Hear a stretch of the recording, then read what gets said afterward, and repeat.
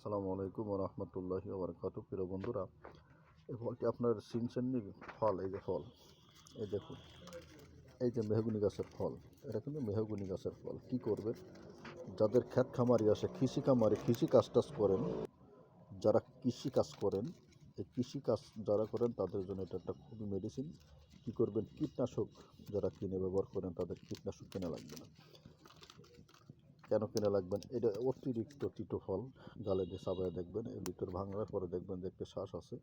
এই যে দেখুন একটি শ্বাস, এই শ্বাসটি আপনারা ব্যবহার করতে পারেন কীটনাশক হিসেবে। কীভাবে করবেন? এর থেকে আপনি 10, 12, 15টা বীজ নেবেন। বীজ নিয়ে আপনি ভালো করে কুচি কুচি করে কুচিয়ে আপনি 1 বালতি পানি, অর্থাৎ 10-12 লিটার পানির ভিতরে আপনি এটিকে রাখবেন। 10 থেকে 12 লিটার পানির ভিতরে 3 দিন ভিজিয়ে রাখবেন। 3 দিন ভিজিয়ে রাখার পরে 3 দিন পরে এটাকে সাইখে নেবেন। সাইখে নিয়ে আপনি বাজারের থেকে যে আমরা যে ডিটারজেন্ট পাউডার ব্যবহার করি, এই ডিটারজেন্ট পাউডারটা আপনি নিয়ে আসবেন। হাফ লিটারের মতন এনে ওর ভিতরে দিবেন। দিয়ে তারপরে ভালো করে মিক্স করে আপনি আপনার ক্ষেত খামারিতে যে কোনো জায়গায় ছিটিয়ে দেবেন। ইনশাল্লাহ দেখবেন যে আপনার বালাইনাশক কাজ করে দিয়েছে। কীটনাশক আপনার আর কিনা লাগবে না। ইনশাল্লাহ আপনি একদিন টেস্ট করে দেখবেন। যদি আপনার মনে না লয় তাহলে করবেন না। যদি মনে লয় একবার হালকা একটু টেস্ট করে দেখতে পারেন। কারণ হচ্ছে কি যে এগুলো কিন্তু আপনার অকাজে যায় না। আল্লাহ পাক যদি আমাদের কেন দিয়েছেন, আপনার টেস্ট করে দেখতে হয়। যারা গুঁড়া কিডনির সমস্যায় ভোগেন, মাত্র 1 বা 2টো বিচি খাবেন। এই বিচির যে শ্বাসটা দেখছেন না, এই যে শ্বাস, এটা কিন্তু আমি মাঝে মধ্যে খাই, কারণ আমার গুঁড়া কিডনির সমস্যা ছিল। ইনশাল্লাহ 3-4টে খাওয়ার পর আল্লাহর রহমতে সারিয়ে গেছে। আল্লাহ পাক আমাকে মাফ করেছে। আপনার ব্যবহার করে দেখতে পারেন যদি আপনাদের সাহসে হয়। কারণ কোনোদিন ব্যবহার করেন না যদি হয়ে থাকেন, তাহলে আপনি সব ব্যবহার করার দরকার নেই। আর যার মনে লয় সে ব্যবহার করে দেখতে পারেন। কীভাবে খাবেন? এই শ্বাসটাকে বের করে নিয়ে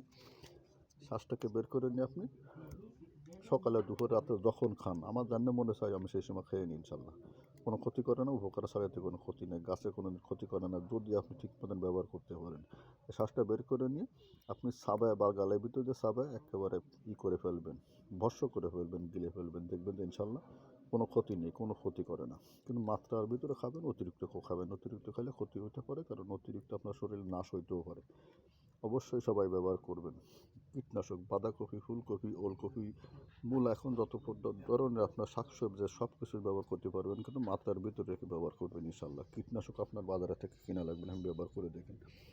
সবাইকে ধন্যবাদ। ভিডিওটি লম্বা হয়ে যাচ্ছে, এই জন্য সংক্ষেপে করে দিলাম। সবাইকে ধন্যবাদ। যেভাবে বললাম ঠিক সেভাবে নিয়মটা হচ্ছে যে আপনার 3 কেজির মতন নেবেন আপনার এই ফল।